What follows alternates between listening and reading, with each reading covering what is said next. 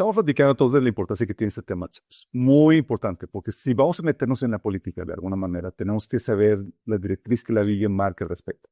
No solamente la directriz, para saber qué la Biblia marca al respecto, también tenemos que también enseñar a otras personas. Queremos ser luz y queremos ser sal, y no sabemos cómo hacerlo.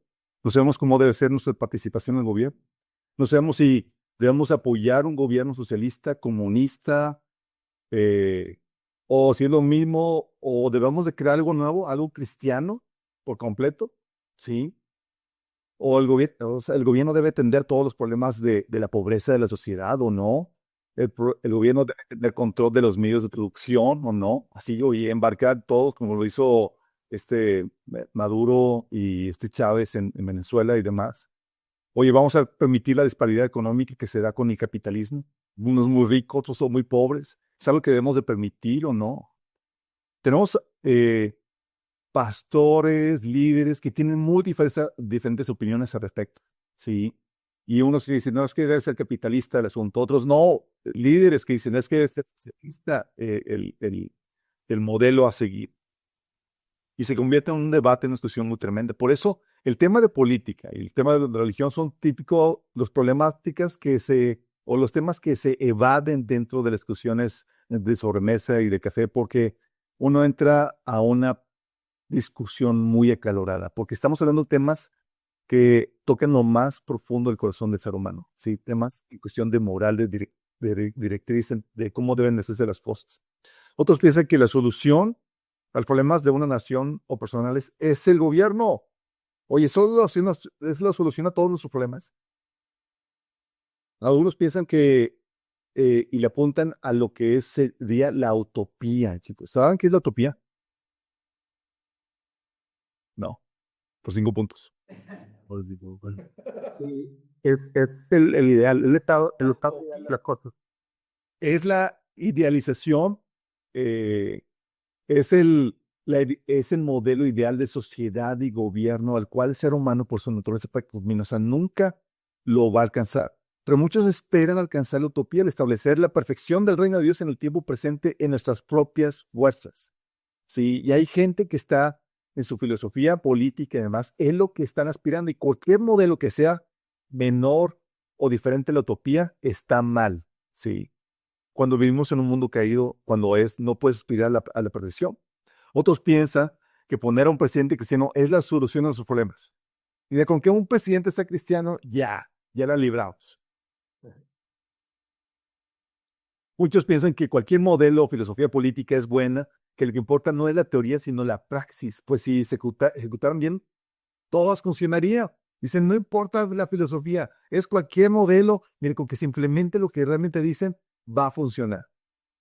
Algunos, de hecho, la formación, eh, hay partidos que se lanzan sin una ideología clara, definidos solamente por políticas. Oye, yo voy a entrar a Morena, yo voy a entrar al PRI, a diferentes partidos, con tal de que apoyen a la vida, a la familia, al aborto, y eso son políticas, pero no definen nada en cuanto a cómo debe ser el gobierno. Una cosa es, ok, lo que debe ejecutar el gobierno, pues, para establecer leyes que defiendan la vida de las personas y demás, y otra cosa es qué forma debe tomar el gobierno. Y la Biblia da instrucciones en cuanto a no solamente la política, sino también en la forma. Unos, por ejemplo, también están en contra de las guerras y jamás se alistarían, y otros están a favor. No sé si vieron la película, la de el- hasta el último. El último momento. Convicciones cristianas de que no puedo matar ni siquiera en tiempo de guerra.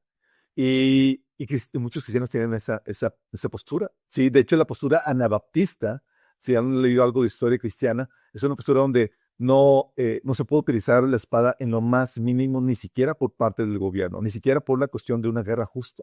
Y dices, oye, ¿es esa la postura que uno debe tener o no? Y entras en temas muy polémicos al respecto. Sí, para otros están a favor de portar armas y otros en contra. Oye, ¿la Biblia dice algo al respecto? Sí, la Biblia dice algo al respecto. Por ejemplo, también tan es complejo es esto que hoy dices, oye, hasta qué grado debe intervenir el gobierno en asuntos privados o no? Un pastor, hace unos 3, 4 años, quería que el gobierno legislara la preparación mínima que deben de querer los pastores. Está diciendo, ¿sabes qué? Todo pastor que no tenga mínimo preparatoria o carrera, no recuerdo cuál era la capacitación mínima, debería de ser prohibida por el gobierno. Imagínate. Dices, oye, ¿por qué se propone esto? ¿Debe o no interferir el gobierno en asuntos privados de esa índole? La Biblia nos deja en blancos en ese sentido. Pero si te das cuenta de cómo estamos entrando en una arena de controversia. Y se vuelve de controversia principalmente porque hay ignorancia en cuanto a lo que Dios dice. Porque cuando Dios habla, toda controversia se calma. Otros líderes, por ejemplo, aspiran a que líderes de gobierno se sometan bajo su autoridad espiritual. Sí, así como el Papa lo exigía de los reyes de los reyes en el medievo. Ha habido situaciones donde no solamente exigido por líderes de que, oye, si vas a hacer algo cristiano, aún en la política, tiene que estar sometido bajo la autoridad de líderes espirituales. Sí. Hay líderes que lo han exigido y hay gente que voluntariamente lo ha ofrecido. Oye, quiero hacer este proyecto para Dios, lo ofrezco para que ustedes sean la autoridad. Tipo el medievo, ese es el modelo, seguirlo. ¿Se acuerdan? El Papa exigía la sumisión de todos los reyes y era el Sacro Imperio Católico. Sí. Sí. Vamos a hacer crear uno así protestante. ¿Qué pastor sería el bueno? ¿Qué apóstol? No, pues no lo dice. Pues no batallan por eso, es lo mismo. Sí. Tenemos también que toda discrepancia y postura fuera de lugar es porque hay mucha ignorancia acerca de ese tema. Esa es la problemática. Hay discusión y controversia porque hay ignorancia y cuando hay ignorancia se vuelve un asunto de opiniones. No, pues yo creo que es así. No, yo creo que es así. Yo creo que debe ser. Lamentablemente, es por eso que se le saca la vuelta y es un tema polémico porque por eso mismo, porque por la controversia que eso acarrea. Imagínate, o sea, ¿cuántos pastores conocen que hablen abiertamente y enseñen acerca de gobierno y política dentro de sus iglesias? Es raro. Sí. Lamentablemente en Latinoamérica no tenemos la riqueza intelectual ni cultural de los países protestantes que fueron influenciados por politólogos, filósofos, pensadores cristianos.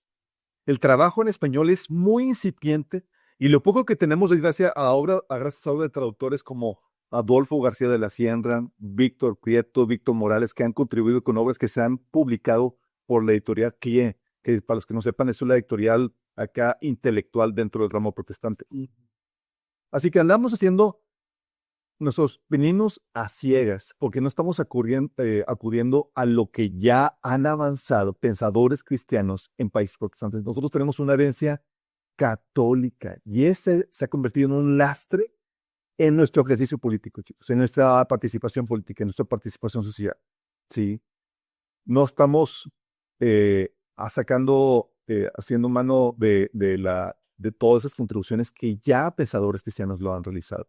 Sí. En este taller no vamos a entrar a estudiar lo que ellos han hecho. Nosotros vamos a irnos a las fuentes, que es la Biblia, que ellos utilizaron, y vamos a llegar por nosotros, por nuestra propia cuenta, a las conclusiones que ellos llegaron. ¿Sale? Pero trazando el camino que ellos ya marcaron para nosotros. ¿Vamos bien? Entonces, ante esa situación tenemos... Ay, sorry por la... Espérame que me emociono y se me olvidó que tengo la presentación. Ok. También tenemos que hay tabús al respecto de la ejercicio político. Tenemos que luchar con la ignorancia, no solamente contra la ignorancia, con tabús, ideas erróneas que giran alrededor del tema, chicos. Y uno es que, oye, es que Dios no se inmiscuye en asuntos mundanos. Su reino no es de este mundo. ¿Lo han escuchado? Y descontextualizamos el pasaje olvidando que un día Jesús, porque el pasaje dice que mi reino no es de este mundo, ¿se acuerdan? Y se nos olvida que un día Jesús tomará control de los reinos de este mundo. Dice en Apocalipsis 11:15 que el séptimo ángel tocó la trompeta y hubo grandes voces en el cielo que decían, los reinos del mundo han venido a ser de nuestro Señor y de su Jesucristo, y reinará por los siglos de los siglos. Los reinos de este mundo van a venir a ser de Señor Jesús. Viene a conquistar los reinos de este mundo, a establecer su gobierno en esta tierra. Sí. Entonces, cuando la Biblia habla de que mi reino no es este mundo, no está hablando de que no se va a venir a establecer este mundo. Cuando la Biblia habla de mundo, está hablando hay dos cosas. Una es la creación buena de Dios, de donde viene el pasaje, de tal manera amó Dios al mundo. Y la otra palabra mundo que significa el sistema de creencias, prácticas y reglas que se contraponen al reino de Dios. Y cuando Jesús está hablando de que mi reino es segundo, está hablando de ese segundo, de la cultura luciferiana que se contrapone a la cultura de Dios. Porque en la cultura de este mundo, los súbditos dan su vida por el rey para defender.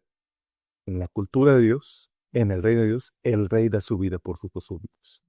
Eso es por eso Jesús decía, en mi reino no es temor. Yo no me comporto como los reyes de esta tierra. ¿Sí? Los cristianos, también el otro tabú es que no deben inmiscuirse en asuntos mundanos como la política, sino que deben santificarse de las cosas del mundo. Postura típicamente profesada por los anabatistas, olvidando que Pablo llama a los gobernantes siervos de Dios. Imagínate si así son los siervos de Dios.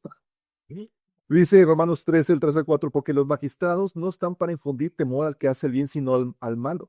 ¿Quieres, pues, no temer a la autoridad? Haz lo bueno y tendrás la alabanza de ella, porque es servidor de Dios para tu bien. Imagínate, diciendo, Señor, los gobernantes son mis siervos. ¿Sí? Entonces, oye, quiero servir al Señor. El gobierno es parte de la opción. Qué heavy. También el otro tabú es que la política y la religión no se mezclan, cuando en realidad son inseparables. Sí. Pues como veremos en todo este taller, la religión nos proporciona la cosmovisión que necesitamos para discernir el orden legal que los gobiernos establecen. Y también el orden legal, el orden moral. El gobierno establece leyes para castigar al malo, ¿sí o no? ¿Y de dónde sacan la cosmovisión, la religión para definir qué es lo bueno y lo malo? Sino de la religión. Sí. Por eso no es de sorprenderse que todos los gobiernos muestren preferencia hacia alguna filosofía, cosmovisión o religión a costa de otras, y en muchos casos reprimiéndolas, porque utiliza una cosmovisión para establecerse e invalidarse dentro de la sociedad. ¿Sí? Si un gobierno se establece en oposición a la cultura, a la cosmovisión, a la religión de la sociedad, ese gobierno va a tronar, y por eso busca inculcar o moldear la ideología de la gente para que avale el gobierno que está en control. Sí, entonces son inseparables. También otro tabú es que, bueno, aquí tengo que platicar, sí. Un tabú es que el cristiano, sí, no, no es el elemento, dicen que el cristiano, que si quieres meterte en la política te hacen barrar del ojo, ¿cierto? Lo que dice. Entonces, meterte al cristiano ahí, dicen, no encaja. El tabú de que es inconcebible en ese sentido. Yo tuve un episodio en, en, en, la- en mi carrera, estudié estudios internacionales, que es una variante de teoría política, y mi asesor de tesis estaba en shock por las implicaciones de la tesis. Mi tesis se llamaba Teoría del Estado Postmoderno, ¿sí? Y era una redefinición del concepto de gobierno, de Estado, bajo la perspectiva bíblica. Nada más imagínate, se los aventé a una serie, a catedráticos, a académicos, humanistas, cuya cosmovisión pues, se regía por esa cosmovisión, por el humanismo. Y tuve la fortuna yo durante mi carrera de exponer a autores cristianos que me permitieron ver cómo la religión determina las premisas filosóficas que dan forma al gobierno. Y lo hice tema de mi tesis. Todo lo que hice fue, ok, bajo las premisas humanistas, se llega a esta conclusión de gobierno. Y en la tesis pongo, vamos a cambiar las premisas y vamos a ver a qué definión llega, ¿sí? A qué concepción llega. Y los llevamos por ese razonamiento lógico, analítico, bíblico y demás. Y la asesora, recuerdo, estábamos en su casa, estaba mi asesora de tesis, mi sinodal, eran las 11, 12 de la noche, estamos discutiendo eso porque se convirtió en un tema típicamente acalorado, ¿sí? Y me dice, porque captó las implicaciones, me dice, Alberto, pero ¿eso significa que entonces Dios está metido en todos los asuntos de la vida? Y yo,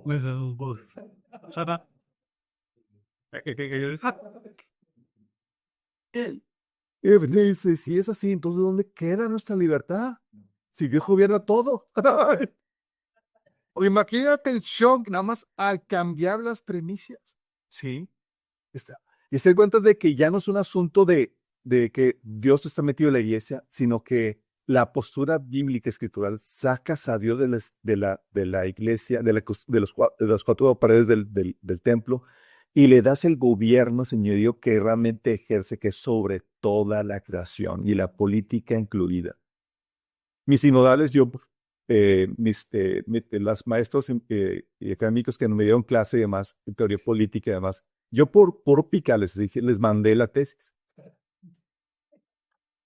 Un sano debate, ¿no? Un sano debate, dije, oye, vamos a ver qué onda, ¿no? Y me dice mi sinodal, Alberto, ¿qué hiciste? Me dice, ¿qué no se hace cuando le das la tesis y se convierten en parte de los sinodales que van a evaluar la tesis? Yo ya estoy frito. Miren, yo era candidato summa cum laude. Sí. Y mis sinodales estaban enojados porque estaba retando, contradiciendo lo que ellos estaban enseñando. Sí. Al punto de que después de dar mi presentación, o sea, me querían linchar. Y nada más me dijeron, Alberto, te pasamos nada más porque eres un alumno que conocemos trayectoria y demás, pero tu trabajo no merece pasar. Así de nada, así. Oye, le mando mi tesis, mi libro a Adolfo García de la Hacienda, que para los que no sepan, es un filósofo cristiano que trabaja en la Universidad de Veracruz. Él ha traducido la mayoría de los libros cristianos que tienen estas temáticas por la editorial aquí. Lo leyó, me dice, ¿me permites usar tu libro para mis clases? Sí, captaste bien la enseñanza, ¿verdad? Y lo empezó, me pidió permiso para utilizarlo, porque no era un asunto de que no estuviera mal hecho y demás, sino que era una filosofía que estaba retando sus creencias religiosas. Sí, iba en contra de lo más profundo de eso. Eh, Ese es mi contexto. Yo estudié estudios internacionales en la universidad, que involucra todo asunto política. Tuve la fortuna de ser aceptado en la London School of Economics para estudiar teoría política. Gracias a Dios, el CONACYT me rechazó la beca, no pude entrar, pero fui aceptado. O sea, para ser aceptado ya es un logro ahí enorme sentido. Y tuve también, pude realizar cursos de teoría política en Harvard, que valen que es otros estudios. Lo importante es que dice la Biblia, porque lo que hacen las instituciones es que te adoctrinan a la filosofía humanista, que te sirve para saber qué es lo que piensa el mundo con respecto a eso. Pero se requiere una postura cristiana y la hay. No es muy conocida por muchos cristianos. Y lo importante es que tú sí la conoces, que seas de los raros que saben, que tienen una cosmovisión escritural acerca del gobierno. ¿No bien? ¿Por qué? Porque Dios está involucrado en la política, chicos. Chan, chan, chan, chan. Sí.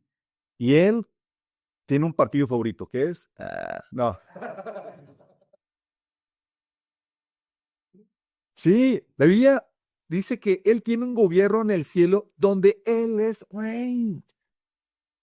¿Se acuerda? En el caso de Nabucodonosor, que en Daniel 4, que dice, por eso yo, Nabucodonosor, alabo y exalto y glorifico al Rey del cielo, porque siempre procede con rectitud y justicia y es capaz de humillar a sus reyes. Porque decía, ¿se acuerdan que él se envaneció diciendo, ¿quién como yo que ha hecho este reino de más? Y, oh, y me conviertes en animal. Sí, y alabó y exaltó a Dios porque reconociendo su gobierno sobre, sí, por eso también Jesús se refería al gobierno celestial, el reino de los cielos, porque Dios gobierna desde allá, pero con intención de implementarse aquí en la tierra.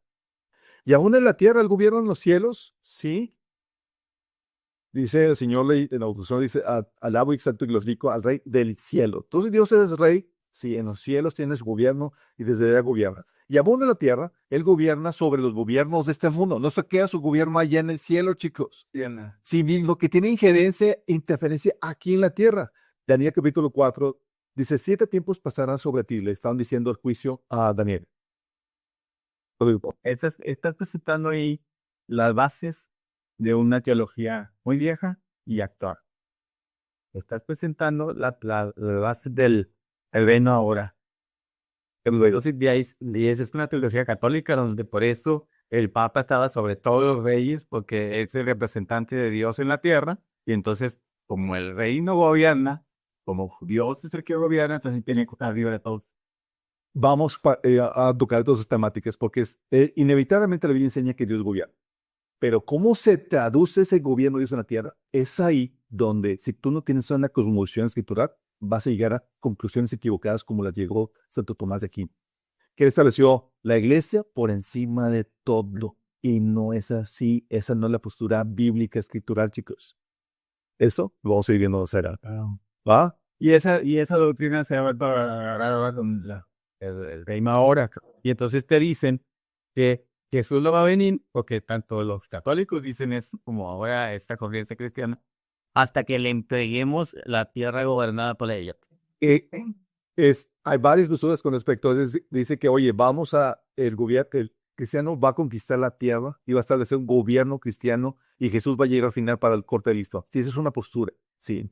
Pero tanto esa postura como la postura donde el Señor viene antes y a juzgar a los que no vamos a lograr a conquistar el mundo y demás. Cualquiera de esas posturas, la Biblia sí nos ordena hacer luz y ser sal en la sociedad y en el gobierno. Cualquier postura que escojas, la Biblia sí o sí te enseña que somos tú y yo la luz y la sal, y la Biblia sí o sí te enseña cómo deben ser los principios de gobierno según la postura cristiana. Sí.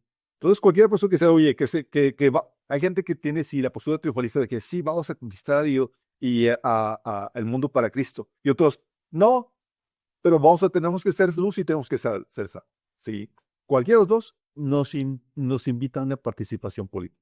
Sí, está bien. Entonces, de esa postura católica vamos a verlas más adelante en ese sentido, pero gracias por tu traducción. Puede hoy cortar como vender lo que la Biblia dice esto. Porque de ahí salieron las guerras santas y empezaron a... Bueno, todo el contra del... vamos a ver todo un capítulo de los abusos del gobierno por parte de la iglesia.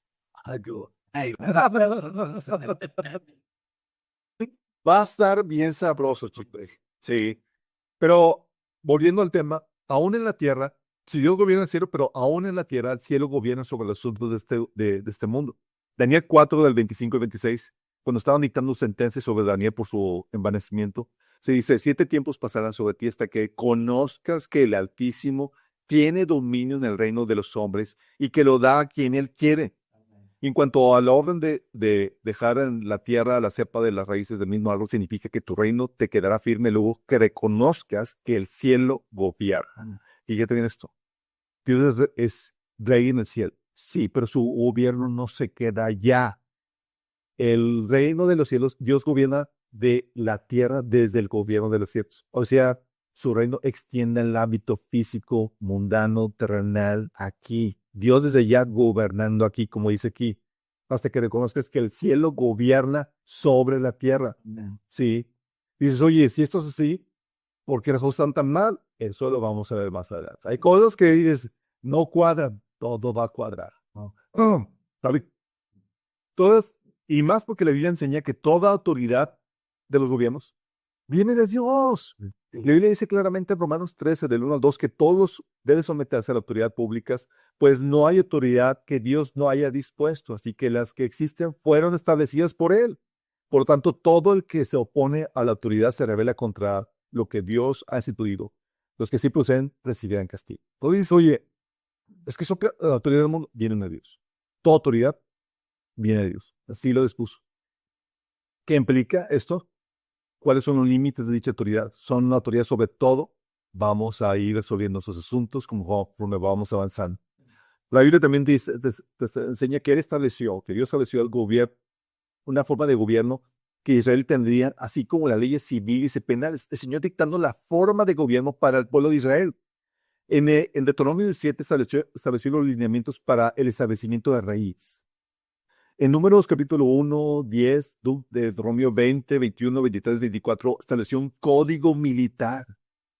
Estableció en Éxodo 21, Éxodo 20, 24, Levíticos 24, Deuteronomio 19, un código penal con el establecimiento de condenas y un código civil que delimitaba los derechos y libertades de las personas en Éxodo 21, 22, Deuteronomio 24, etc. Dios dando una configuración total para un gobierno. Porque el propósito del pueblo de Israel, chicos, los propósitos es evangelizar a todas las naciones. ¿Vamos bien? El propósito de Israel en ese entonces era conquistar una tierra y establecer un gobierno teocrático con todas las leyes civiles y de culto y demás. ¿Saben? Y de aquí, de esta forma de gobierno inspirada por Dios, las civilizaciones de Occidente han sacado para conformar a los gobiernos que conocemos que respetan los derechos y libertades. La Biblia ha sido el principal factor que ha inspirado todo este desarrollo en el mundo occidental, chicos. Además de esto, Dios está involucrado en la política porque el Mesías es un rey. Sí, Jesús en la primera etapa, en esta etapa, vino a ejercer el trabajo de un siervo sufriente que da su vida por rescate por nosotros. Pero él nació para ser rey. Su propósito no se ha terminado, no se ha alcanzado la completa manifestación de dicho propósito. Sí. Dice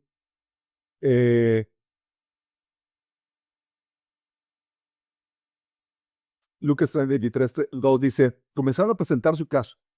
Este hombre, ¿se acuerdan cuando llevaron a Jesús ante Pilato? Dice, este hombre ha estado llevando al pueblo por el mal camino al decirles que no paguen los impuestos al gobierno romano y a afirmar que él es el Mesías, un rey.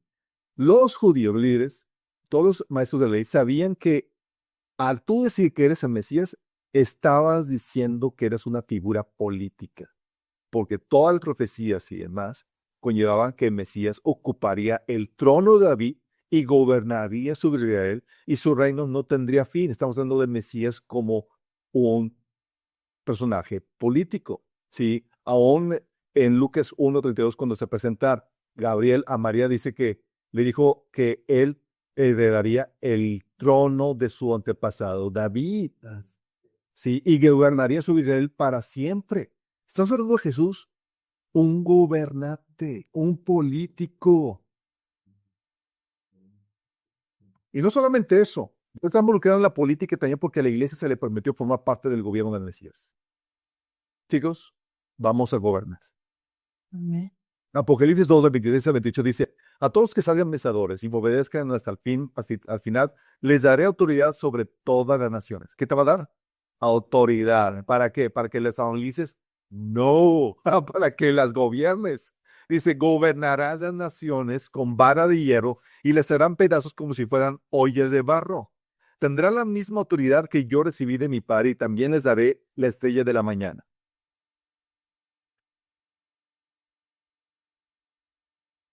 ¿Qué está diciendo? El Señor te está prometiendo, no solamente voy a gobernar yo, tú vas a gobernar conmigo.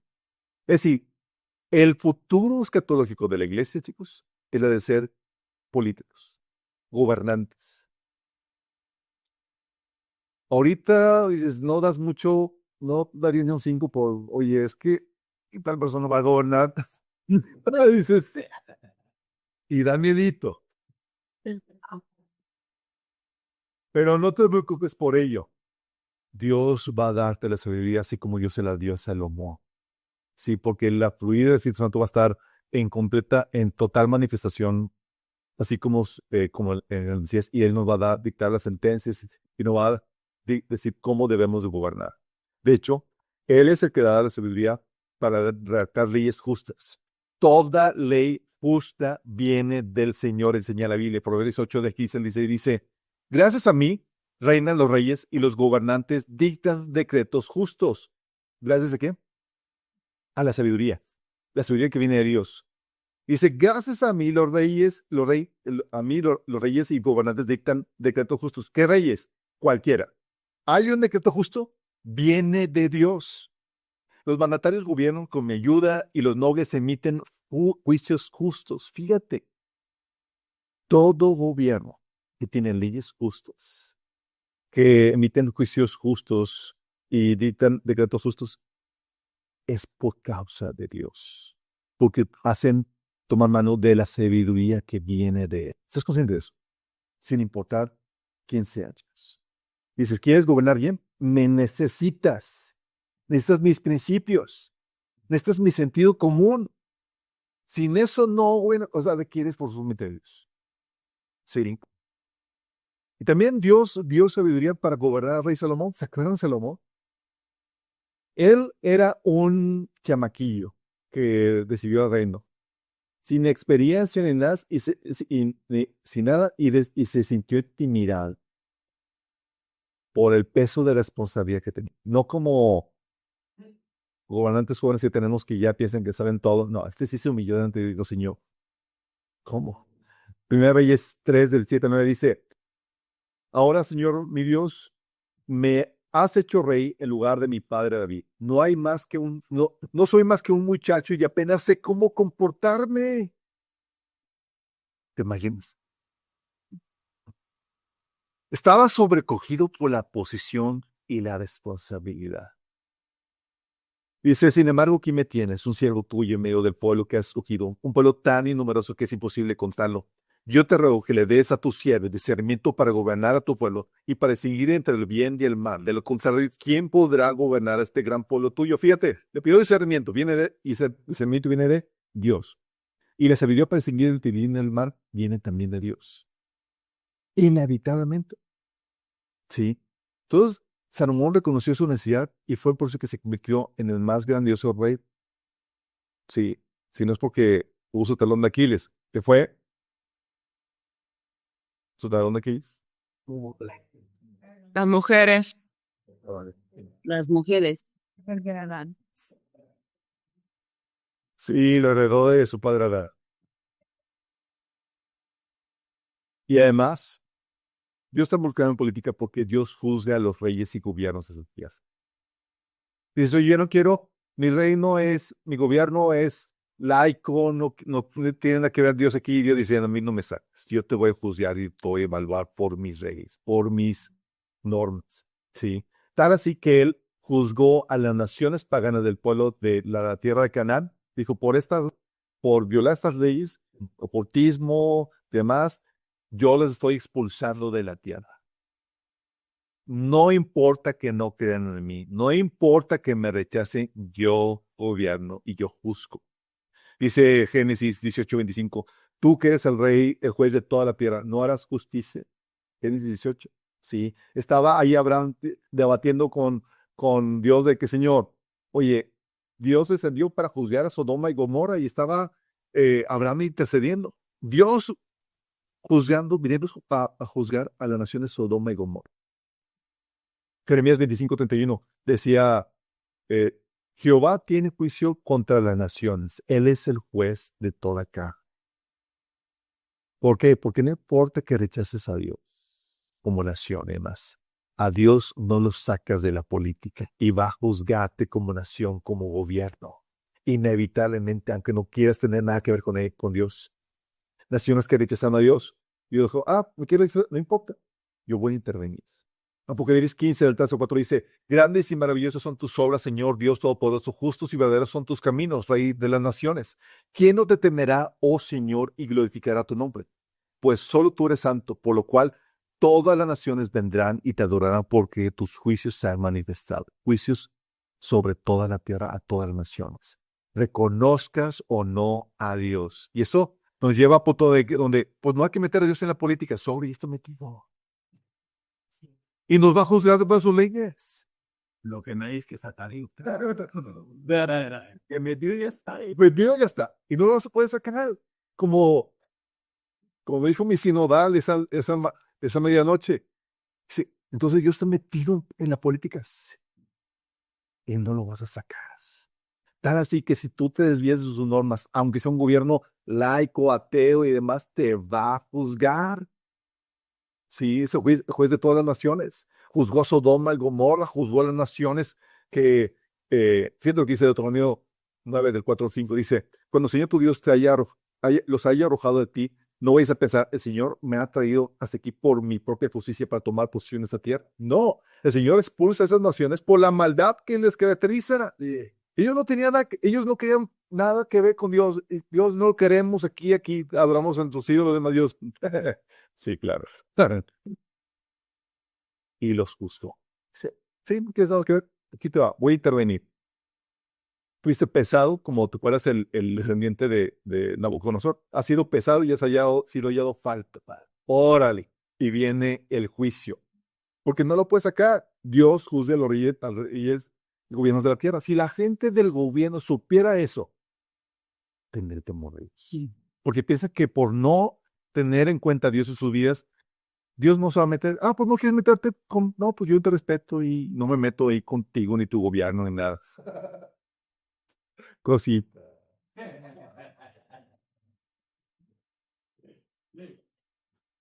Y no solamente eso, Dios está involucrado en política porque el Mesías establecerá su gobierno sobre toda la tierra. Isaías 2, del 3 al 4 dice, muchos pueblos vendrán y dirán, vengan, subamos al monte del Señor, a la casa del Dios de Jacob, para que nos enseñe sus caminos y andemos por sus sendas. Porque de Sion saldrá la ley, de Jerusalén la palabra del Señor. Él juzgará entre las naciones y será árbitro entre muchos pueblos. Convertirán sus espadas en arado, sus lanzas en hoces. No levantarán la espada de nación contra nación y nunca más se distraerán para aliviar.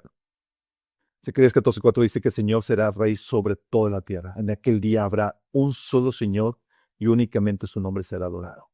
El Señor va a gobernar sobre todo. Por eso cuando nosotros siempre decimos, arrepiéntete que el reino de Dios se ha acercado, es porque todavía no viene, todavía no se establece, pero va a venir a establecerse. Es una amenaza de que el reino de los cielos va a venir va a establecerse en la tierra. Ahorita nada más acercado, estamos afuera. Somos como los emisarios que dicen, los tenemos rodeados y venimos a conquistar la tierra. Pero antes les enviamos los embajadores de paz, que somos nosotros, ¿no? Los creyentes, que le estamos diciendo, hey, arrepiéntanse. Si no se arrepienten, ¿qué? Cuello. Todo el que no cambie de bando del rey de este mundo al rey Jesús, cuello. ¿Qué hizo Jesús en una parábola? Dice, traigan a aquellos que no quieren que yo gobernara sobre ellos y decapítenlos delante de mí. Y él, porque el evangelio, chicos, es esto. Nos enseña lo que debemos hacer para poder entrar al reino de los cielos que se ha establecido aquí en la tierra. ¿Saben? Y eso tiene sentido, chicos, de que Dios está involucrado en la tierra porque el Señor gobierna sobre todo. Salmo 103:19 dice, el Señor ha hecho de los cielos su trono y desde ahí gobierna todo. No hay área en la creación, no hay elemento en la creación sobre el cual Él no ejerza dominio y gobierno. Si algo existe, Dios gobierna sobre ello. Sí. Así como tiene principios para la familia, para la paternidad, para las finanzas, para las empresas, lo tiene para el gobierno. La pregunta, ¿los conoces tú? Porque, chicos, esto es lo que van a escuchar. Congresos, conferencias de empresarios cristianos, principios para la empresa, para la familia, para el matrimonio, sí, para la iglesia y demás, pero ¿y el gobierno? Tú puedes ver que ha habido un vacío en esto y lo puedes ver con evidencia por el tipo de gobierno que tenemos y los resultados que hay en el gobierno. La contribución cristiana aquí en Latinoamérica, en México y demás, ha sido muy significante porque hay un vacío de conocimiento en ese sentido. ¿Vamos bien? Entonces el enemigo, lo que quiere hacer, chicos, quiere hacer a un lado a los cristianos del gobierno. Quiere mantener a los cristianos ignorantes, primer punto. No aprendas de esto, por eso gracias a Dios, glorifica a Dios por tu vida que estás tomando ese taller. En serio, pocos se animan a... Miren, la problemática de la ignorancia, del ignorante, es que no sabe que ignora. Es que no sé lo que no sé. Pues sí, no sabes lo que no sabes. Sí. ¿Y qué pasa? Como no sabes lo que no sabes, piensas que ya sabes todo. O que no lo requieres. O no sabes la importancia de... Sí. Y eso nos lleva a que despreciemos el conocimiento que viene de Dios. Entonces, el enemigo quiere mantener a los cristianos ignorantes, quiere mantenerlos al margen de esto. No te involucres, no aquí, este es el mundo secular, tú en los asuntos de la iglesia. El llamado solamente en la iglesia, ¿sí? El ministerio solamente en la iglesia, ¿sí? Quiere que participe, y si participan, quiere que participen mal, ¿sí? Que ejerzan mal su voto y que se metan en el gobierno, que haya cero o nula diferencia. ¿Por qué? Esto es muy importante, porque Satanás ejerce su gobierno a través de los gobiernos de este mundo. Es a través del gobierno terrenal que Satanás dicta leyes injustas. Es a través del gobierno terrenal que Satanás viola derechos y libertades. Es a través del gobierno terrenal que no hace justicia, sino que acepta cohecho. De hecho, es uno de los principales instrumentos para establecer su gobierno en la tierra, chicos. ¿Por qué crees que siempre han sido las autoridades de gobierno las que persiguen a los santos y a los profetas?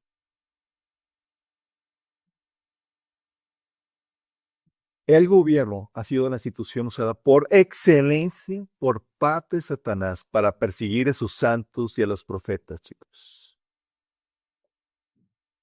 Así de cruciales. Entonces va a haber una lucha por parte del enemigo por tomar control del gobierno de una sociedad. Mucho más que el que tomar el control de una iglesia. ¿Estamos conscientes de esto? Ok. ¿Cuánto tiempo te? Esto es solamente la introducción. Vamos a entrar ya en la temática, chicos. Ok, estamos convencidos de la importancia, ¿verdad? Sí. Ok, vamos a ir en el inicio, chicos. Y el inicio del gobierno, su necesidad. La Biblia nos habla de los inicios del gobierno, chicos. La Biblia habla mucho de gobierno. Y vamos a tratar los inicios. ¿Por qué surgen? Miren, en toda comunidad de humanos se necesita reglas de convivencia, principio básico. Hay más de una persona, requiere reglas. Sí. Amós 3:3 dice, ¿pueden dos caminar juntos sin antes ponerse de acuerdo? ¿Qué tal aquí? Necesitamos reglas claras. Necesitamos ponernos de acuerdo. No podemos vivir juntos, no podemos caminar juntos si no hay reglas claras del juego. Si vamos a vivir juntos, tenemos que ponernos de acuerdo. Y es aquí donde entra el gobierno, que son las reglas que se implementan para que gobierne a una comunidad, a más de dos personas, chicos. Digo, a más de una persona. ¿Sí? Hay gobierno desde la familia, matrimonio. La Biblia establece cuáles son los principios de cómo debe ser el gobierno dentro de la familia. ¿Por qué? Porque ya son más de una persona. Si dentro del matrimonio tu marido y mujer se pelean los otros porque, oye, no me quiere hacer caso y es que quiere hacer esto, quiere manipular y demás. ¿Por qué? Porque hay más de una persona, chicos. Sí, pero en una comunidad además, oye, pues ¿cuáles son los límites de mi libertad? ¿Hasta qué puedo ser? ¿Qué no puedo ser? ¿Cuáles son mis derechos? ¿Qué puedo, qué no puedo hacer? ¿Cuáles son los castigos? ¿Quién los impondrá? ¿Cuáles son las reglas? Estamos conscientes de eso. Entonces, si hay comunidad, vamos a ir juntos, necesitamos inevitablemente reglas. Hay reglas en la familia. En la familia hay reglas en la iglesia. Sí. Hay reglas en la sociedad, chicos, en la empresa y demás. En toda comunidad, chicos, tiene que haber una forma de gobierno. ¿Vamos entendiendo? Especialmente cuando la primera comunidad, obviamente, de reglas es la familia. Pero esto es especialmente cuando tenemos una naturaleza pecaminosa que nos lleva a hacer lo malo. O sea, no solamente tenemos reglas, sino que, pero, oye, todos tenemos los principios, somos buenas personas, no importa. No importa que seas bueno y demás. ¿Por qué? Porque la Biblia enseña que tienes una naturaleza pecaminosa, que te lleva a hacer lo malo. Alguien va a violar las cosas, las reglas. Alguien va a hacer lo malo. ¿Sí? Dice Romanos 7, del 18 al 19. Yo sé que en mí, es decir, en mi naturaleza pecaminosa, no existe nada bueno. Quiero hacer lo que es correcto, pero no puedo.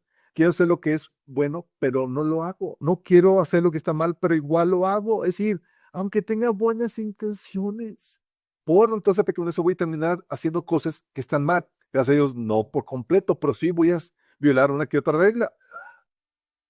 Y ¿y quién va a establecer el castigo? ¿Y qué consecuencias va a haber? ¿Y quién va a defender al afectado? Y todas las cuestiones son las que establecen los temas de gobierno. Imagínate, si todos tuviéramos la misma ley de Dios en nosotros y no tuviéramos la naturaleza pecaminosa, la necesidad de gobierno sería mínima o nula, chicos. Adán y Eva solo tenían una ley. Y era dietética.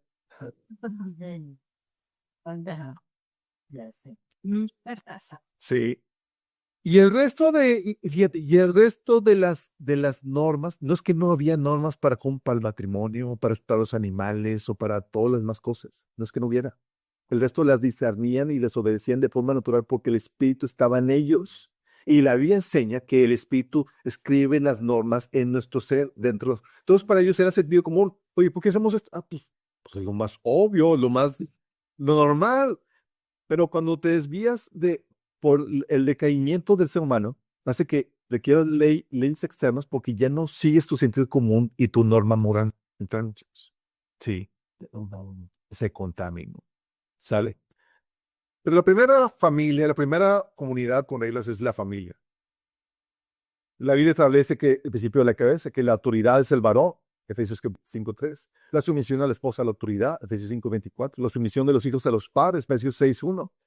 Establece con responsabilidades y derechos que deben de tener cada uno. Dice que hermanos debían de respetar a sus padres y hermanos, esposos debían cumplir con sus responsabilidades el uno para con el otro, tenían derechos que podían exigir, los hijos podían exigir manutención, las esposas, la Biblia establecía que podían exigir manutención y sexo y demás. La Biblia establece todo eso, chicos, porque ya es una comunidad, aunque sea pequeña la familia, y requiere un gobierno. Y la Biblia nos da el diseño de cómo debe ser dicho gobierno. ¿Vamos bien? Pero el mundo viene con su contrapropuesta. No, es que dentro de la familia no debe haber el patriarcado, debe ser una democracia, o debe ser, puede ser mujer, casadas con hijos o hombre como parental, y distorsionan el diseño de Dios. ¿Y tú crees que Satanás no más lo hace para la familia? Ah, lo hace incluso, lo hace para todo, incluyendo el gobierno. Pero ¿qué pasa, chicos? La primera comunidad con reglas es la familia. Obvio, natural. Soy el padre y demás, y tengo que establecer el orden en la familia. Y Dios estableció que el varón es el que establece el orden en la familia, que debe gobernar. De hecho, a los ancianos se les pide en 1 Timoteo capítulo 3, dice que deben de gobernar bien a su familia. Porque si no sabe gobernar bien a su familia, no va a poder gobernar sus leyes. No puede gobernar, no está apto para gobernar leyes. O si te ponen muy al tú por tú, tus hijos y tu esposa, eres descalificado. No puedes gobernar la iglesia. Pero, ¿qué pasa, chicos? Los hijos se independizan y se casan y forman nuevas familias. Entonces, hay un gobierno básico que es la familia. La Biblia nos enseña que, oye, pero pues los hijos crecen, llegan a la mayoría de edad y se vuelven independientes, porque no se sepa, la Biblia enseña la independencia de edad y nos enseña a crear, y la autoridad de los padres es por tiempo limitado, porque la autoridad de los padres es para el darle servicio de tutoría a los hijos, el cual es por tiempo limitado. No estamos puestos para esclavizar a los hijos. Entonces creamos individuos libres, como dice Gálatas 4:1. En otras palabras, mientras el heredero es menor de edad, en nada se diferencia a un esclavo, a pesar de ser dueño de todo. Esta es la mayoría de edad que alcanza la completa libertad, puede irse, independizarse, y ya tienes un ente libre, a una persona libre, que puede hacer lo que quiera. Y tienes a la familia, ¿sí? Y tienes a nuevas familias con sus respectivas autoridades. Oye, pues se casó, y ahora pues vamos a convivir su familia con mi familia, y individuos libres, familias ya relacionándose. Y dices, ¿y quién va a poner las reglas claras entre todos esos participantes? Dice la Biblia en Génesis 2 del 24 que por eso el hombre dejará a su padre y su madre y se une a su mujer, y los dos se fundan un solo ser. Es decir, oye, ya me independicé, papá, yo voy a formar mi propia familia, como dice mi papá, ya eres harina de otro costal, ya tú estableces tu propio gobierno diferente al mío de mi familia. Sí, pero entre nosotros, ¿quién va a arreglar las situaciones de conflicto, las libertades, los derechos y demás? ¿Y qué pasa?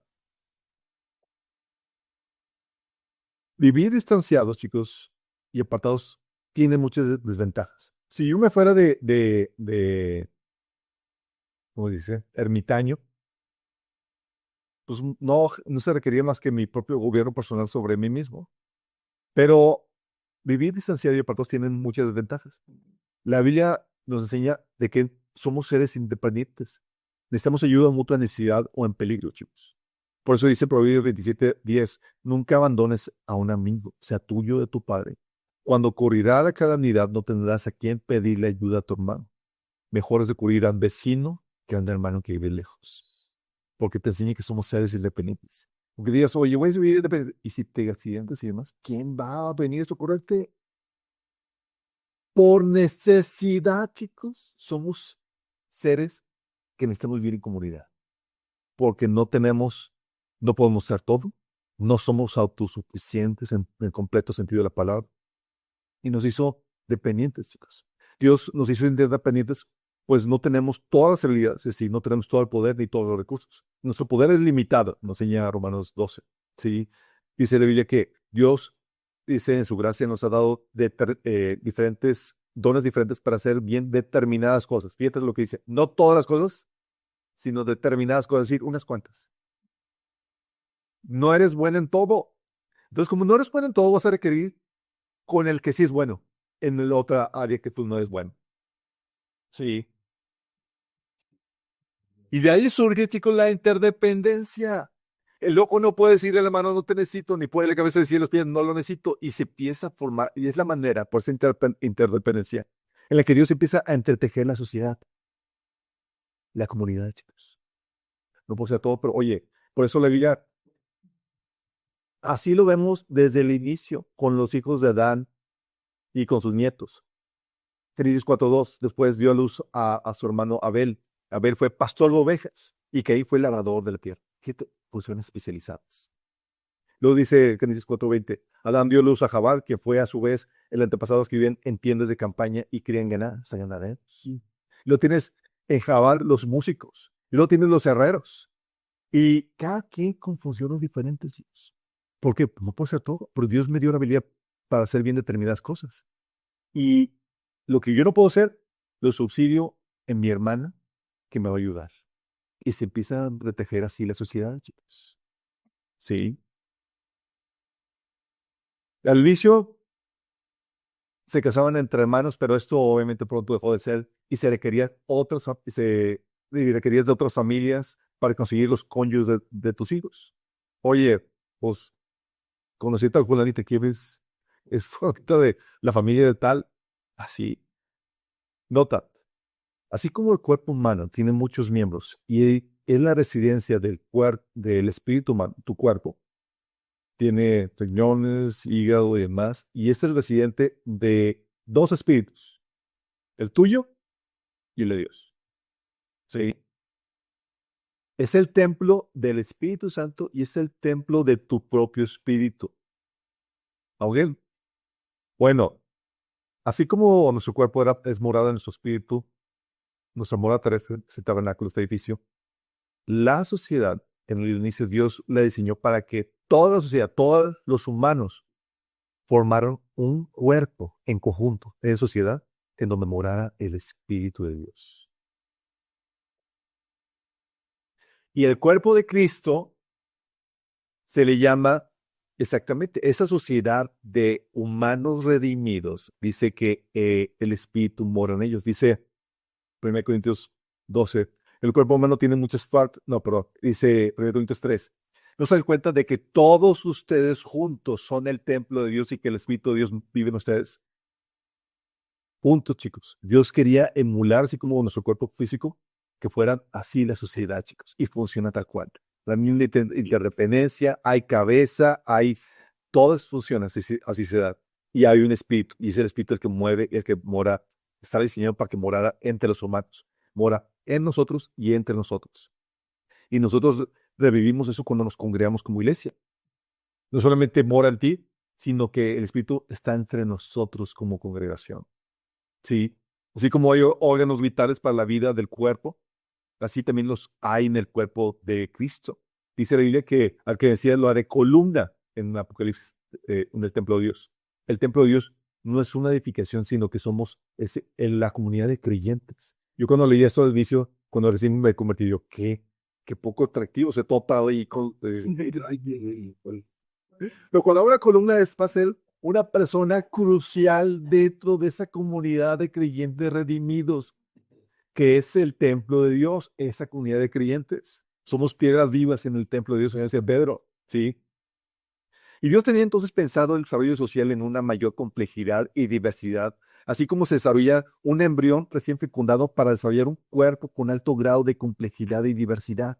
Así lo hizo tal cual, chicos. Así como es nuestro cuerpo, así estaba Dios haciéndolo en sociedad. Estaba haciendo un cuerpo.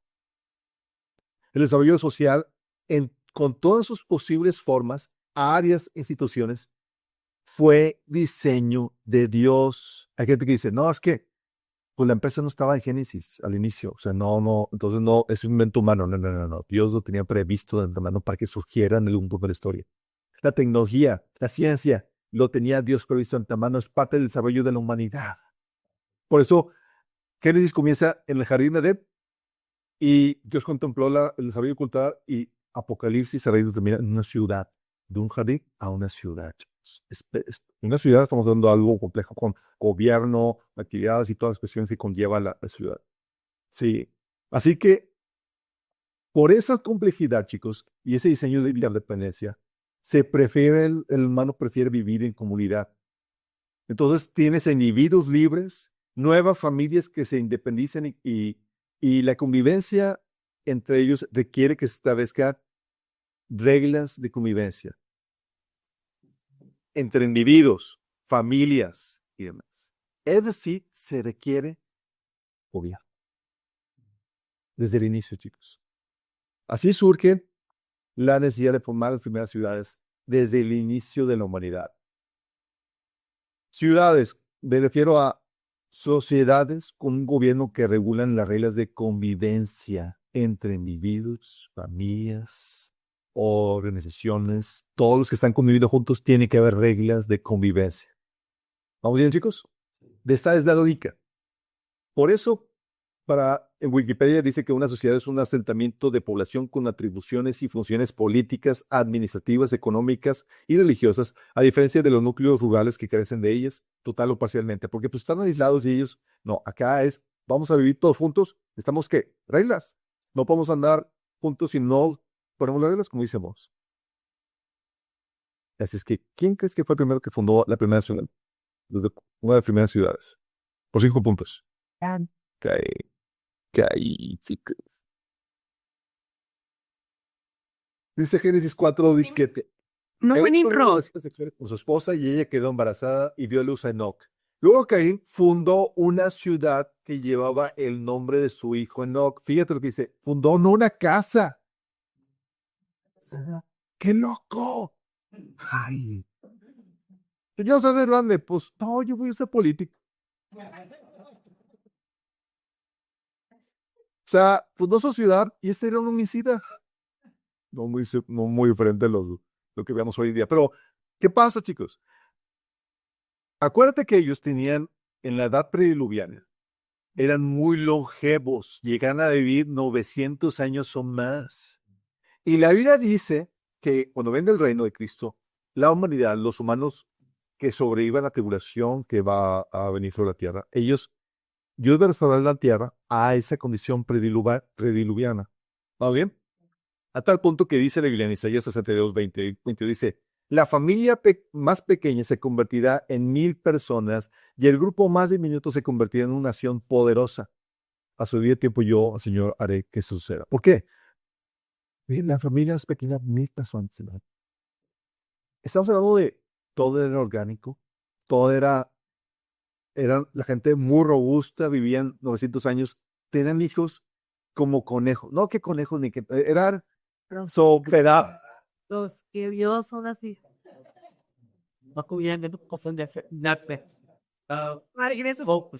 todo es tu aspiración, chicos. Si tú eras de los primeros pobladores, oye, pues voy a tener mucha descendencia, mis hijos se van a casar y demás. Era que hacer una familia, ¿no? O hacer una ciudad para que quepa toda la buena gente que vote, que va a salir de mí. ¿Estamos entendiendo, chicos? Oye, Chuy, perdón la interrupción, pero ¿quién fue el que dices tú que fundó la primera ciudad? Caín, dice Génesis 4:17. Ah, ok, gracias, perdón. Es que Nimrod es después, ¿verdad? Nimrod fue después, Caín fue antes del diluvio, Nimrod es después del diluvio. El diluvio. Gracias, perdón. Todos Caín, chicos, fue uno de los primeros políticos. ¿Sale? Que si habían notado esto, entonces por eso por eso se empezaron a fundar las primeras ciudades, chicos. Y de forma natural, los padres, fíjate en esto, de forma natural, los padres de las primeras familias se convertían en los gobernantes de dicha sociedad. Te lo repito. Bien. De forma natural, los primeros padres de las primeras familias se convertían en los gobernantes de dicha sociedad. ¿Quién crees que era el gobernante de la ciudad de Caín? Caín. Caín, sí, de él vino toda la gentuza que se empezó a vivir ahí.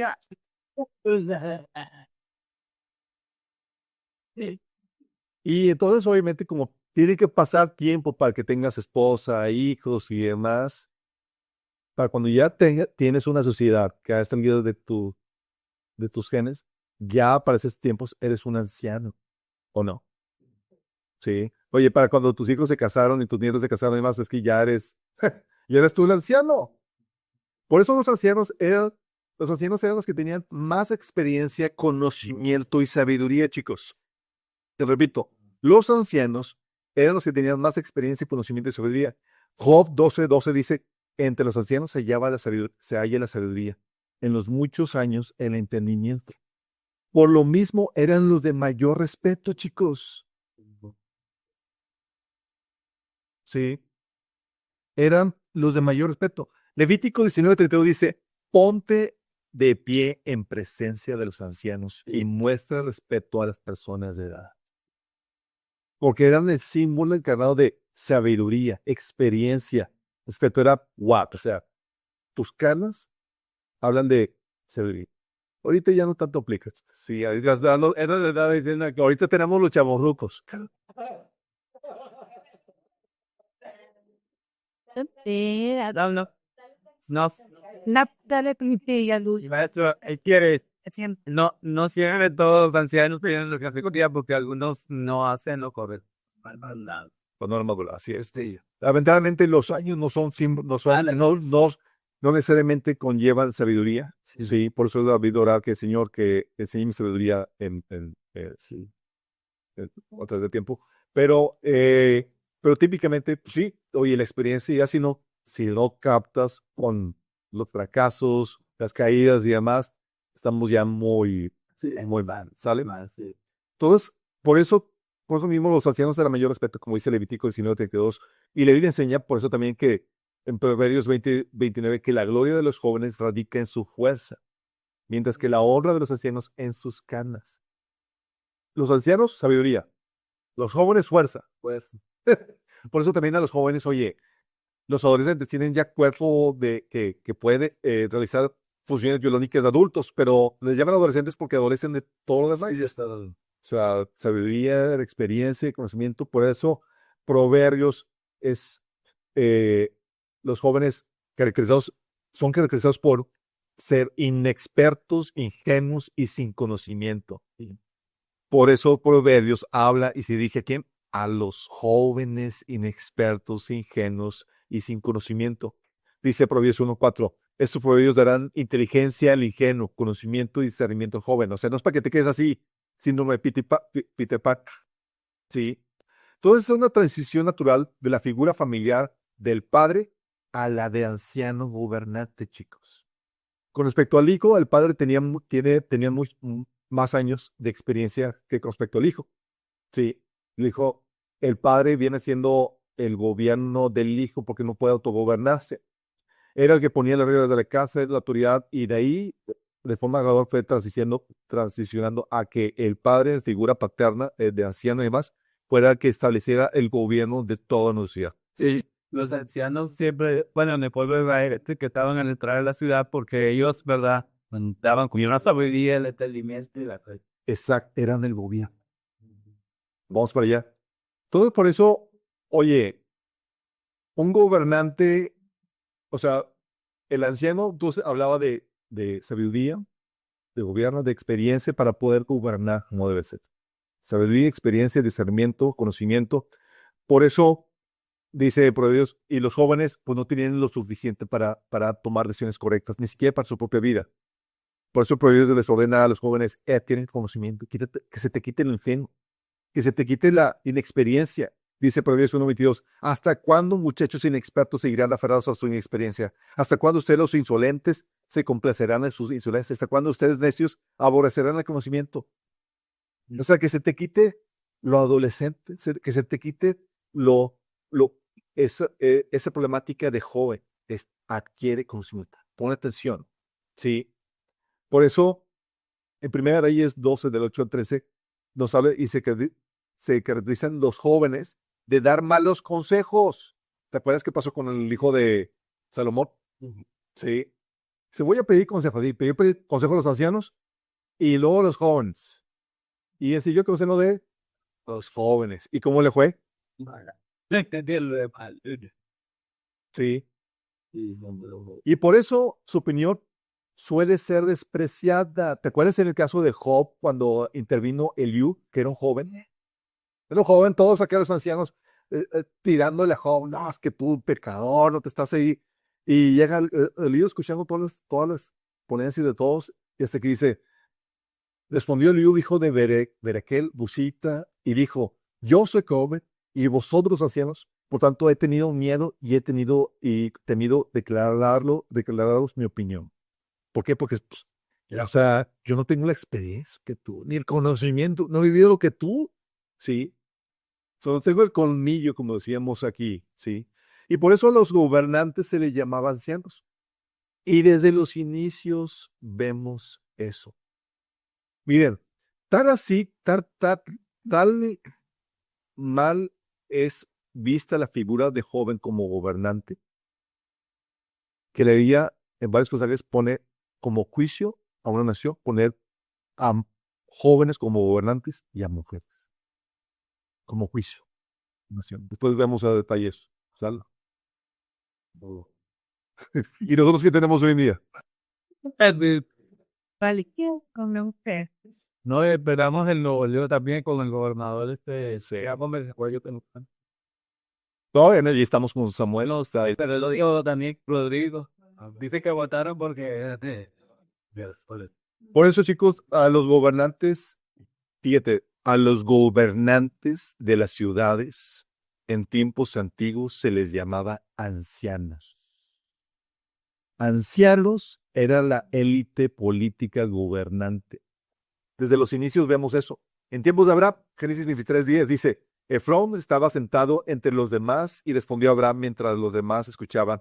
Habló públicamente delante de todos los ancianos hititas de la ciudad. Ellos se sentaban en las puertas de la ciudad, los ancianos. ¿Por qué, chicos? Porque desde ahí gobernaban.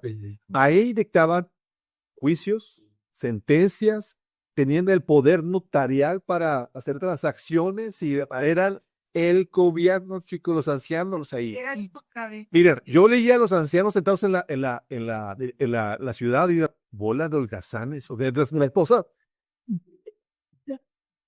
Oye, pues sentados ahí dices, pues, ¿qué hacen? Pero hasta que escudriña la Biblia dices, estaban gobernando. Sí. Es con ellos con quien iban para hacer transacciones comerciales para que se legitimara. Eran los cogían como notarios, eran quienes dictaban sentencia cuando veía alguna crimen o demás. Tienes el caso de José. ¿No sabes el caso de Abraham? Veías a los ancianos sentados en las ciudades. Ahí fue donde compró la cueva para entrar a su esposa. Con José en Egipto, dice, José fue a sepultar a su padre y le acompañaron los servidores del faraón, es decir, los ancianos de su corte y todos los ancianos de Egipto. Porque aunque tenían reyes, tenían ancianos, chicos. Los ancianos eran la primera forma de gobierno y entre ellos ponían al rey. Sí. Y Dios validaba esta práctica con Moisés. Dios le dice en Éxodo 3 a Moisés, ve y reúne a los ancianos de Israel. y diles, Jehová Dios, vuestro Padre, Dios de los Abraham, Isaac y Jacob, me apareció diciendo, en verdad os he visitado y he visto lo que os hacen en Egipto. Es decir, está diciendo, vete con los líderes de gobierno, porque ancianos, chicos, no estamos hablando de gente de edad, estamos hablando, el término en la Biblia, cuando habla está hablando de los líderes políticos, los que gobiernan sobre una sociedad. Dios, de hecho, vio a Moisés, le dio forma al gobierno de Israel, poniendo a Moisés en la cabeza con que 70 ancianos en Números capítulo 11. Y así forma parte intrínseca del liderazgo. Hoy están en la presencia del Señor, su Dios, todos sus líderes, sus jefes, sus ancianos y sus oficiales y todos los hombres de Israel. Estaba hablando de cómo se presentaban de ellos toda la élite gobernante. Y entre ellos menciona a los ancianos. Dice, líderes, jefes, ancianos y oficiales, todos los hombres de Israel. Y esto, chicos, era esta forma de gobierno donde mutaba de la primer núcleo social, que era la familia, para la postura, la siguiente figura de autoridad, la familia con el varón como cabeza. A la siguiente figura de autoridad era la figura de anciano que gobernaba sobre familias, individuos y organizaciones. ¿Sale? Esta figura de ancianos no solamente la ves en Israel, sino que es igual en todas las naciones primitivas, chicos. Moabitas, madianitas, tú ves en Números 22 y demás, que tenían como gobernantes a las figuras de ancianos. Ellos solían estar a las puertas de la ciudad. Génesis 23, Génesis 34, Ruth 4, Deuteronomio 22, Proverbios 31, Job 29, habla de los ancianos puestos a las puertas de la ciudad, que ellos estaban los que vigilaban. Ahí llegabas, en vez de tener el edificio de gobierno, en esas culturas de sociedades primitivas, lo que ibas, no había edificio de gobierno, ibas a las puertas de la ciudad, chicos. Ahí hacían los trámites de gobierno. Y eran los ancianos encargados de todas las funciones de gobierno, chicos. No estaban ahí sentados nada más para ver qué chisme había y quién entraba y no. Estaban gobernando. ¿Vamos bien, chicos? Y es muy interesante porque gobernaban públicamente. Gobernar públicamente. Todos los demás estaban oyendo el caso, los estaban esperando. Y ellos es eso de la corrupción. Era la transparencia en total, chicos, porque cualquiera podía ir y ser testigo de toda transacción de gobierno y todo obra de gobierno, chicos. Ahí, chicos, la Biblia te enseña en Génesis 23, en Ruth 4, que se legalizaban transacciones comerciales para que se legitimaran. O sea, tenían función de notarial, que es parte de la función de gobierno. De que, oye, pues voy a hacer el cambio, pues hay que hacerlo delante de gobierno para que sea válido esto. Si no, pues, ¿qué onda? Sí. Ahí se juzgaban conflictos maritales. Deuteronomio capítulo 22. Sí. Habla de que, oye, fueron infieles más, llévenos a las puertas de la ciudad y los ancianos juzgaban, chicos. Conflictos familiares también, Deuteronomio 25. Ahí vas y se juzgaba. Conflictos de penales, hubo robo y demás. Ahí en Deuteronomio 19 habla, y José capítulo 20 habla de que ibas a las puertas de la ciudad y los ancianos juzgaban. Ellos dictaban los castigos, Deuteronomio 22. Ahí los ancianos, chicos, nombraban líderes y reyes. Jueces capítulo 11, 2 Samuel capítulo 3, 2 Samuel capítulo 5, eran los ancianos los que nombraban a los reyes. Porque eran los representantes. Y formaban parte del gobierno de los reyes, los ancianos. Sí. Por ejemplo, la rebelión de Absalón tuvo fuerza porque contaba con el apoyo de los ancianos de Israel. Los reyes gobernaban, sí, su voz era final, pero ¿de quién crees que obtenía consejo y el apoyo? De los ancianos. Sí. Ellos daban consejo al rey. Por ejemplo, 1 Rey 12:6 dice, después el rey Roboam consultó el asunto con los ancianos que habían sido consejeros de su padre Salomón. ¿Habían sido qué? Consejeros.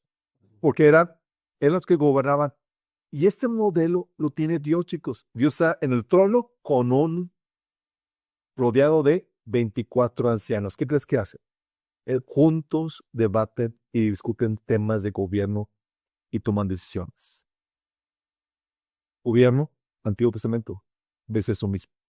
El rey usaba a los ancianos quien tenían la experiencia, el conocimiento, el discernimiento para gobernar y tomaba decisiones en base al consejo de gobierno cristiano. Eran parte del gobierno, chicos, cuando ya había reyes. Sí. Reyes, príncipes o jefes de tribus, ancianos, jefes de familia, todos ellos requerían, eran parte del gobierno. Ellos establecían las normas sociales.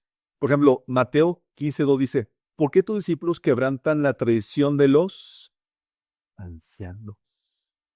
Porque no se lavan las manos cuando comen pan. Ellos dictaban no solamente las normas de gobierno, aún las normas sociales. Sí. Que no te ejercían un castigo además, pero establecían la forma de hacer las cosas, las tradiciones. También formaban parte del gobierno judío que sentenció a Jesús a morir, chicos. Cuando tú ves a la Biblia de los ancianos, no estás hablando de, la gente, pues tenían un asilo de ancianos y pues ellos los invitaban porque no tenían nada que hacer. No, ellos cuando tú eres la Biblia Antiguo, Nuevo Testamento, estaban hablando gente de gobierno. Dice Mateo 16:21. Desde entonces comenzó Jesús a declarar a sus discípulos que era necesario ir a Jerusalén y padecer mucho de los ancianos y de los principales sacerdotes y los escribas y ser muerto y decir sus tratos al bien. Fíjate, sufrí mucho de los ancianos. Está hablando a mano del gobierno y de la institución del templo, los sacerdotes. Estaba hablando a mano del gobierno de Israel. Iba a sufrir. Pedro, lleno del Espíritu Santo, le respondió a los gobernantes del pueblo y a los ancianos. Hoy se nos procesa por haber favorecido a un inválido y se nos pregunta cómo fue sanado. ¿Ante quién estaba compareciendo? Ante los gobernantes y ancianos. Por eso, chicos, al que gobierna, al gobierno de la iglesia y a sus líderes, ¿cómo se le llama? Anciano. ¿Tú crees que Dios se la sacó así como que de la manga de que, pues qué, pon ancianitos? Es una tradición, chicos, que viene desde el inicio de los tiempos, con las primeras sociedades. Sí. Se les llama ancianos. Hechos 14:23. Pablo y Bernabé también nombraron ancianos en cada iglesia. Cuando nació el ayuno, encomendaron a los ancianos a la ciudad al cuidado del Señor, en quienes habían puesto su confianza. ¿Qué crees? Oye, si la comunidad de creyentes es parte de la extensión del gobierno de Dios, hay que poner líderes políticos sobre ellos. Y ponían ancianos, chicos. Sí. Que son los que iban a gobernar las reglas de convivencia entre los creyentes. No solamente predicar. A tal punto que Timoteo habla de que el anciano debe saber gobernar a su familia para que sepa también gobernar, ¿qué? La iglesia. Hechos 15:2 dice, Pablo y Bernabé si tuviesen una discusión y contienda no pequeña con ellos, se dispuso de que subiesen Pablo y Bernabé a Jerusalén y algunos otros de ellos a los apóstoles y a los ancianos para tratar esta cuestión. ¿Quiénes eran ellos? El gobierno dentro de la iglesia. Apóstoles y ancianos. Tito 1:5 y 2 dice, por esta causa te dejé en Creta para que corrigieses lo deficiente y establecieses ancianos en cada ciudad como yo te mandé. Que los ancianos sean sobrios, serios, prudentes, sanos en la fe, el amor y en la paciencia. 1 Pedro 5, del 1 al 4 dice, a los ancianos que están entre ustedes, yo que soy anciano como ellos, testigo de los sufrimientos de Cristo y partícipe con ellos de la gloria que se ha de revelar, les ruego esto, cuiden como pastores el rebaño de Dios que está a su cargo, no por obligación ni por ambición de dinero, sino con afán de servir como Dios quiere. No sean tiranos con los que están a su cuidado, sino sean ejemplos para el rebaño. Así cuando aparezca el pastor supremo, ustedes recibirán inmerecida corona de gloria. Y Apocalipsis 4:4 dice que el trono era rodeado por 24 tronos en los cuales estaban sentados 24 ancianos, vestidos de blanco y con una corona de oro en la cabeza. ¿Quiénes son estos ancianos que están rodeando el trono? La iglesia. ¿Por qué dice que la iglesia? Porque la Biblia dice, están sentados en tronos. Aquí se le prometió que se iban a sentar en tronos juntamente con Cristo. A la iglesia. La iglesia. Vestidos de blanco. Aquí se prometió que iban a dar vestiduras blancas. A la iglesia. A la iglesia. Coronas. Aquí se le prometió que iban a recibir coronas. A la A iglesia. la iglesia. Y aquí se le prometió que iban a gobernar, que gobernamos juntamente con Cristo en lugares celestiales. A la iglesia, chicos. No hay otro gobernante. A la iglesia. El gobierno se le dio a la iglesia. Y como tal, Dios estableció una premisa de ese gobierno milenial en la iglesia, nombrando los líderes de la iglesia ancianos, que es el sinónimo de pastor, chicos, u obispo. Son la misma cosa. Pastor, obispo, anciano, son aquellos que pastorean y gobiernan la ley. Sobre todo, no. Vamos a ver todos los detalles de cuáles son los límites y toda la cosa. Pero quiero llegar a cumplir con esto, chicos. La naturaleza política y de gobierno está dentro de la iglesia. Ese es nuestro destino. A tal punto, chicos, que aún Pablo reprenda a la iglesia en 1 Corintios capítulo 6 por tener entre los creyentes conflictos y no acudir a los que tienen sabiduría para juzgar esos asuntos. Es decir, estaba incluso sustituyendo el gobierno de los incrédulos por el gobierno de la iglesia. Entre nosotros podemos establecer un gobierno donde establecemos orden. Sí, un gobierno donde establecemos las reglas de juego entre familias, individuos y podemos jugar de sus cosas. ¿Lo hemos dejado a un lado? Sí, chicos. Hay un conflicto, prefiero irme con el gobierno del mundo y arreglarlo antes que el gobierno de la iglesia. Y no lo hemos ejercido. Dice la Biblia que aún vamos a gobernar, a juzgar a ángeles.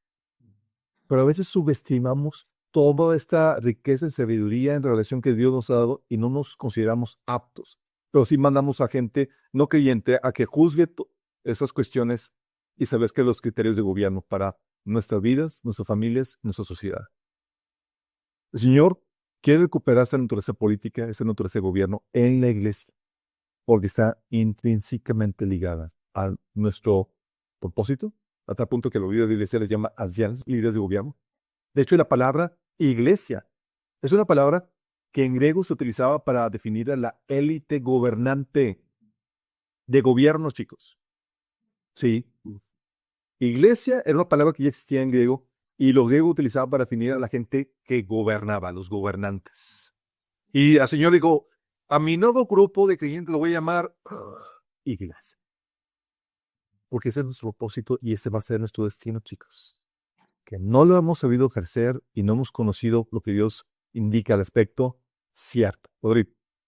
Pues yo nada más quiero ahí agregar que Apocalipsis dice que nuestros reyes y sacerdotes es nuestra naturaleza. Es naturaleza, chicos. Y lo que dices de la iglesia, pues la palabra iglesia viene de griego, donde viene, donde la gente salía a la plaza a tomar las decisiones y de ser idiota que no iba. Más. Claro, ¿verdad? Sí, sí, de hecho. Chicos, miren, en la función que tenemos de ser luz y ser sal, no solamente lo hacemos compartiendo el evangelio. Dice que vean tus buenas obras. Y esas buenas obras glorifican al Padre que está en el cielo. Y esas obras se llevan a cabo, es decir, hacer las cosas de forma correcta en la familia, en el negocio, también en el gobierno. Porque la Biblia habla de que, oye, cuando se levantan gobernantes juntos, el pueblo celebra. Cuando se levanta un mal gobernante, el pueblo gime. Dice la Biblia, chicos. Tú y yo no podemos abandonar el gobierno de la sociedad a los incrédulos. Pero tampoco podemos meternos sin saber cuáles son los principios que rigen el modelo de Dios dentro de la política. Porque igual que como tú no te vas a aventar a construir una casa sin conocer los principios de arquitectura, chicos, tu casa se va a dar mal. Vas a construirla sobre la arena, mal principio, y se va a destruir. Lo mismo pasa para el gobierno. La Biblia marcó principios para la familia, cómo debe ser, cuál es su composición, cuál es su propósito, cómo debe de gestarse, y lo mismo dice para el gobierno. Entonces, oye, queremos servir. Hay muchas veces cristianos que están muy emocionados de que sí, vamos a participar, vamos a hacerlo así, y de pronto es como, ¿cuál es el modelo? ¿Cuál es el modelo? ¿Cómo debe ser conformado el gobierno? ¿Cuál es el propósito del gobierno? ¿Cuál es la función? ¿Cuáles son las funciones? Etcétera. Todas cuestiones que son de polémica, porque a veces ignoramos qué es lo que el Señor marca respecto a la idea. Ya lo marcó por nosotros. No tenemos que andar eh, intentando irregularidades. Sí. Sale. ¿Preguntas? Con eso terminamos, chicos. Voy a tomar conocimiento, pero preguntas, dudas. ¿Tienen dudas, chicos, los que están en línea? Hace tiempo, ¿verdad? Cuando empezaron a gobernar presidentes, dijeron ellos que los presidentes economistas, ahora sí va a haber una buena economía y todos. Y esta cosa, o sea, no está en la... Bueno, lo que pasa es que una cosa puede conocer los principios, pero la problemática es que el ser humano caído está gobernado por el pecado y puedo conocer los principios, pero también sé robar. Sí. Y no solamente es un asunto de conocer los principios, lo que se debe hacer, como dice Pablo, sé lo que se debe hacer, pero no lo hago. Sí.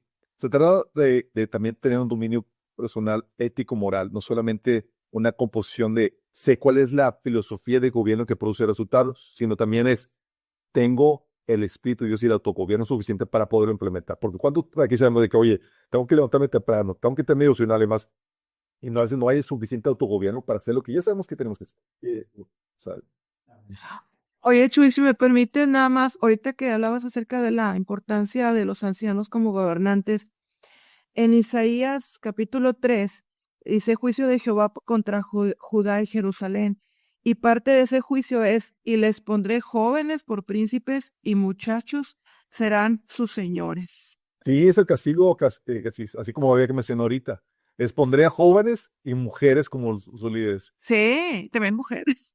Sí, México está sobre juicio y Nuevo León también en ese sentido, pero hay iglesia, podemos clamar por misericordia y podemos ayudar a revertir ese tipo de cosas, así como Salvador se pasó del peor gobierno, peor país con mayor homicidios, sí, a ser ahorita ejemplo de más seguro que Estados Unidos y cualquier otra nación. Rafael, tenía la mano levantada, ¿quieres participar? Sí, bueno, aportar a lo que estabas mencionando de que hay mucha corrupción. Hace unos 15 años, un amigo mío era candidato por segunda vez a presidente municipal, y le dije, ¿sabías que cuando una persona queda en una posición de autoridad y de gobierno, se le asigna un demonio? Y me dijo, ¿cómo? Porque él es muy católico. Digo, ¿cómo? Que no creo. Digo, ¿y por qué es que hay tanta corrupción?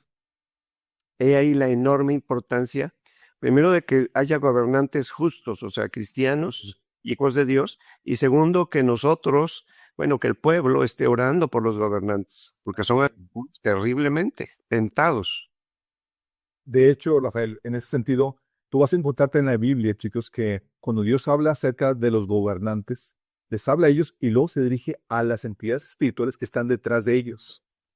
Sí, por ejemplo, cuando habla de Tiro y Ciro, habla del rey de Tiro y Ciro, y está hablando de ellos, luego se dirige a la entidad demoníaca que está detrás de ellos, y empieza a decir tú, querubín, y está hablando al principio al rey, y luego se dirigió a la entidad que está detrás del rey.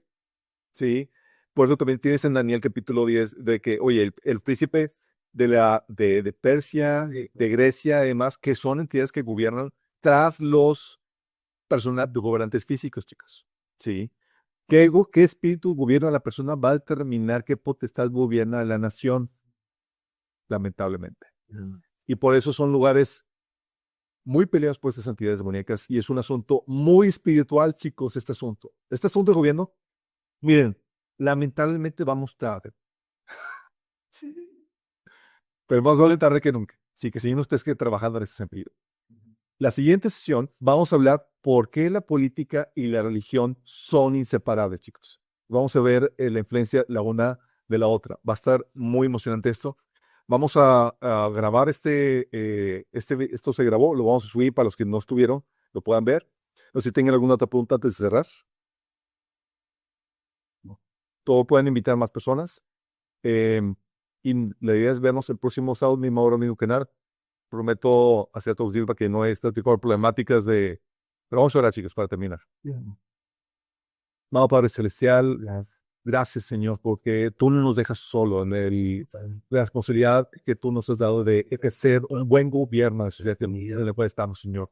Quita de nosotros toda apatía, toda ignorancia, toda falta de experiencia que nos lleve a involucrarnos mal en la política, a ejercer un mal gobierno, Señor. Que nuestros esfuerzos estén dirigidos por tu sabiduría, por tu diseño, Señor, y por tu Espíritu Santo. Dirige nuestros pasos, Señor.